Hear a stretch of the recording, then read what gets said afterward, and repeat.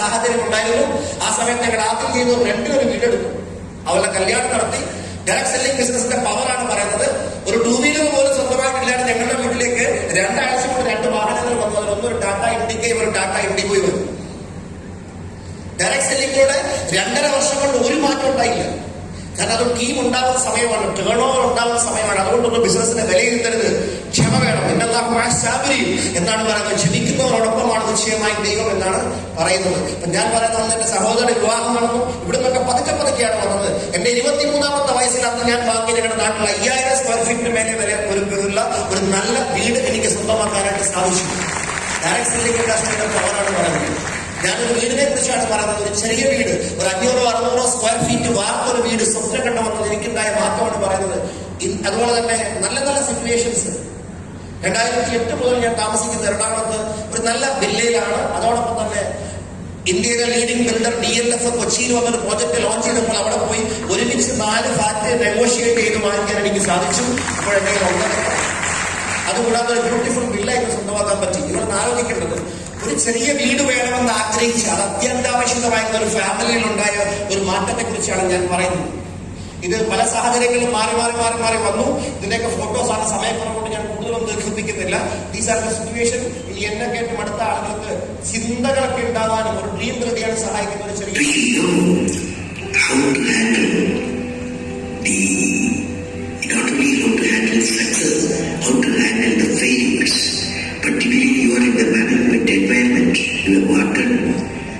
I want the young people to understand how to manage the failure.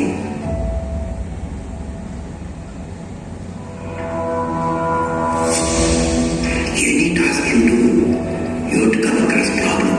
Problem should not become the capital of the individual or the project chief. And the project chief should become the captain of the problems and defeat the problem and succeed. Learning use creativity. Creativity leads to thinking. Knowledge makes you innovate.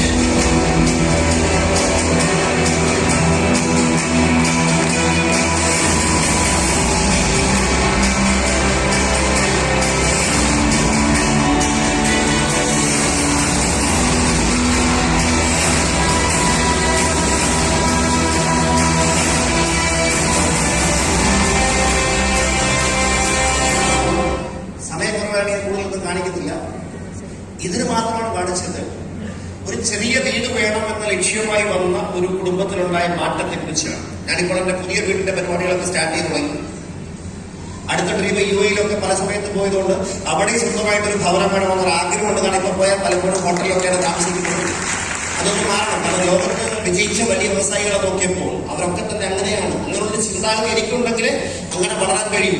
വിജയിക്കണമെങ്കിൽ വലിയ ചിന്താഗതികൾ ഉണ്ടായേ പറ്റൂ. കയറി കിടക്കാൻ കൊള്ളാവുന്ന ഒരു വീട് കിട്ടിയാൽ പിന്നെ ഒന്നിനെ കുറിച്ചും ആഗ്രഹിക്കില്ല. ചില ആൾക്കാർ പറയുന്നത് ഒരുപാട് അങ്ങനെ ആഗ്രഹിച്ചാൽ അത് തെറ്റാണെന്ന് പറയുന്നത്. പല ആൾക്കാരും ഇങ്ങനെ എടുത്ത് പറയാറുണ്ട് അവരെയൊക്കെ ആഗ്രഹിക്കാൻ പാടില്ല എന്നാണ്.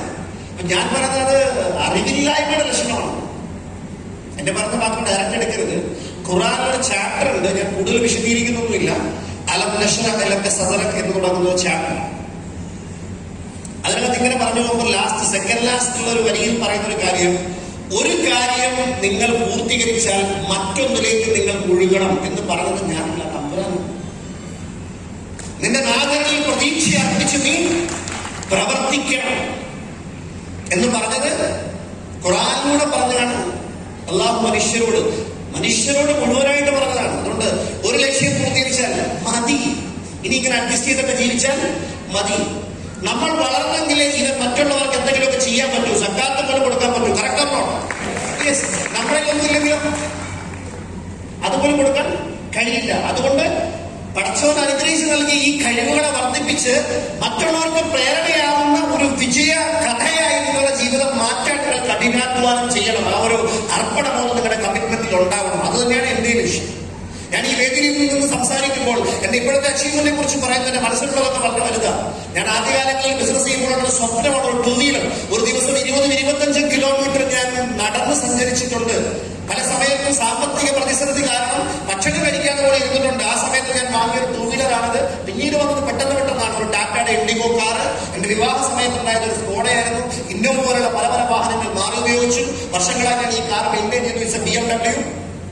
ഒരു മേജർ ആക്സിഡന്റ് ഉണ്ടായിട്ട് എന്റെ ജീവൻ രക്ഷപ്പെട്ടത് ഈ വണ്ടിയിലാണ്. എനിക്ക് പുതിയ കാർ കിട്ടിയത്. അതുകൊണ്ട് എന്നോട് വലിയൊരു സ്നേഹമുണ്ട്. ഇപ്പോഴും ഞാൻ മെയിൻറ്റെയിൻ ചെയ്യുന്നുണ്ട്. ഡൽഹിയിൽ താമസിക്കുമ്പോൾ വാങ്ങിച്ചതാണ്. ഇപ്പൊ കേരളത്തിൽ കൊണ്ടുവന്നു കേരള നമ്പറൊക്കെ കൊടുത്തു. ദിസ് ഈസ് ദ നമ്പർ സത്യത്തിൽ വേണം തോന്നുന്നു. ചിലപ്പം തോന്നണമെന്നില്ല. പക്ഷെ എനിക്ക് എടുത്തു പറയാനുള്ളത് 2,10,000 പെർമനന്റ് ആയിട്ട് വാങ്ങണം. എല്ലാ മാസവും 4 ആഴ്ചകളിൽ 2,10,000. അതാണ് 4,210. C5 see you with 2,10,000 in every 4 weeks. ഇതാണ് നമ്മളുടെ ഉദ്ദേശം. എന്നോട് അവിടുത്തെ RTO അവിടുത്തെ ഏജന്റ് ചോദിച്ചാണ് ഈ നമ്പറൊക്കെ ആരെങ്കിലും കാശ് കൊടുത്ത് വാങ്ങിക്കുന്നു. ഞാൻ പറഞ്ഞു എനിക്കിന്ന് മതി. ഇതിന് പറയാനൊരു സ്റ്റോറി ഉണ്ട്. ഈ വണ്ടി കാണുമ്പോൾ എനിക്കൊരു പ്രചോദനമുണ്ട്. എന്റെ കൂടെയുള്ള ആളുകൾക്ക് ഒരു പ്രചോദനം ഉണ്ടാകും. ഞാൻ ഗൾഫിൽ പോയത് ജോലിക്കല്ല, ഈ ബിസിനസ് എക്സ്പാൻഷന് വേണ്ടിയിട്ടാണ്.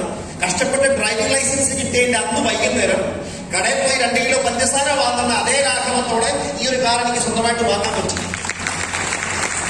ഞാനൊന്ന് ഷോറൂമിൽ ചെന്നപ്പോ എന്റെ വൈഫിനോട് പറഞ്ഞു നിനക്ക് ഇഷ്ടമുള്ള കാർ വേറെ വാങ്ങിക്കാം. അപ്പൊ എന്നോട് പറഞ്ഞ് കളിയാക്കരുത്. സത്യമായിട്ടും ഞാൻ കൂടും വാങ്ങേണ്ട വരും. വാക്ക് പറഞ്ഞ വാക്കാണ് എന്ന് ഞാൻ ഉറപ്പിച്ചു പറഞ്ഞു.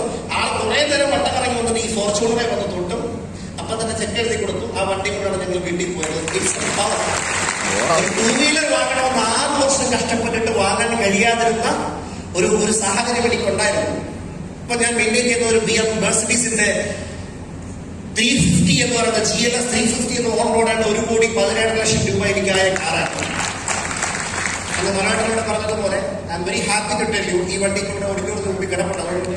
ഇവിടെ എല്ലാവരും ആൾക്കാരെ കാണിക്കാൻ പറ്റാത്തതുകൊണ്ടും അതിനുള്ള സാഹചര്യം ഇല്ലാത്തതുകൊണ്ടും അതിന്റെ അകമൊക്കെ ഡിസ്പ്ലോത്ത് കാണിക്കാം. Just this is the facilities. 2 queen size ബെഡും കാര്യങ്ങളൊക്കെ ഉണ്ട്.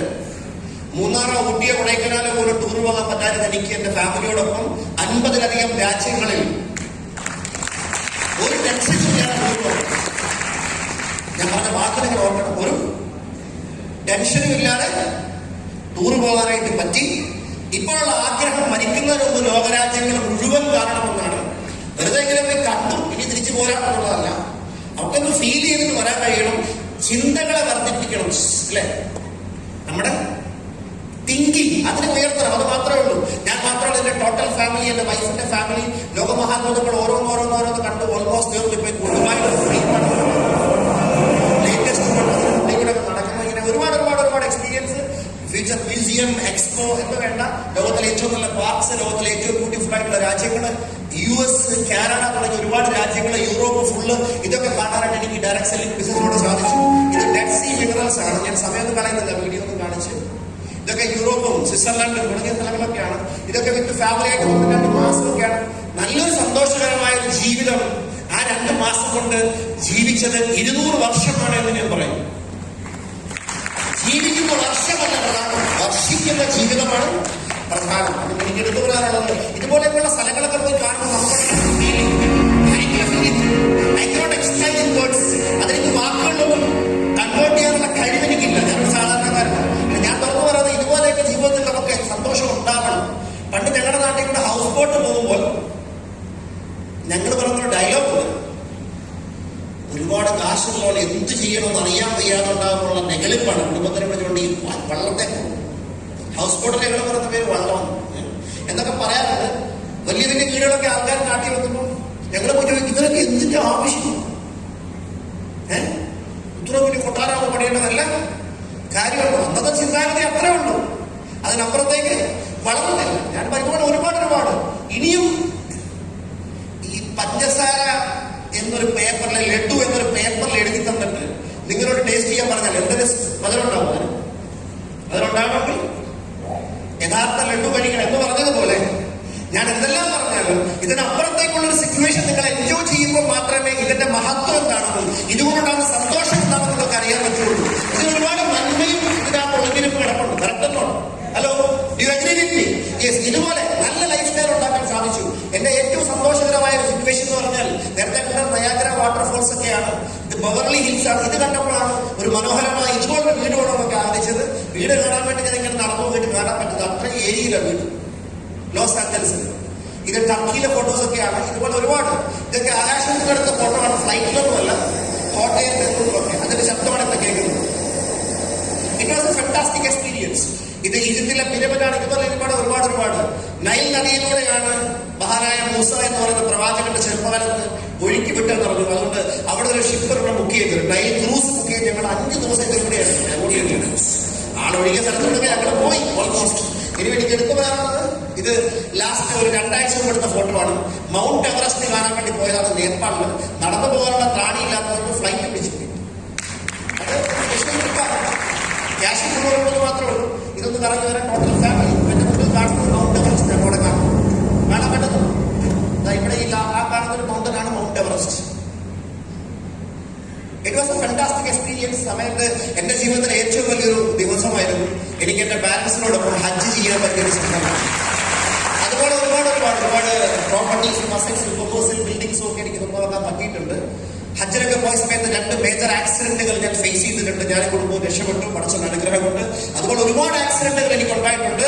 ദൈവത്തിന്റെ അനുഗ്രഹത്താൽ ആയുസ് തിരിച്ചു കിട്ടിയിട്ടുണ്ട്. എനിക്ക് പറയാനുള്ള കാര്യം, എല്ലാവർക്കും എപ്പോഴും ഇതുപോലെ ചാൻസ് കിട്ടണമെന്നും നിർബന്ധമൊന്നുമില്ല. ഞങ്ങൾ ഇവിടെ പോയ സമയത്താണ് മനുഷ്യന്റെ ജീവിതം എത്ര നിസ്സാരമാണെന്ന് കണ്ടുകൊണ്ട് കാണാൻ പറ്റിയത്. 100 കണക്കിന് ആൾക്കാർ കൺമുമ്പിൽ ഒന്നുമല്ലാതായി തീർന്നു. ഒരു ക്രെയിൻ വീണു, അത് തട്ടി പല ക്രെയിനുകൾ വീണു. അവിടുന്ന് പോയ സമയത്ത് എനിക്ക് എടുത്തു പറയാനുള്ള ഒരു മെസ്സേജാണ്, അടുത്ത 10 വർഷം കൊണ്ട് അങ്ങനെ ചെയ്യണം, കടം വേണ്ടി വീട് വെക്കണം എന്നൊക്കെ ആഗ്രഹിക്കുന്നുണ്ടാവും. 10 വർഷം കൂടെ അടുത്ത് 1 വർഷം ഉണ്ടാവുന്നല്ല ഗ്യാരണ്ടിയുള്ളൂ. ലൈഫിനൊന്ന് സ്പീഡിൽ മൂവ് ചെയ്യണം.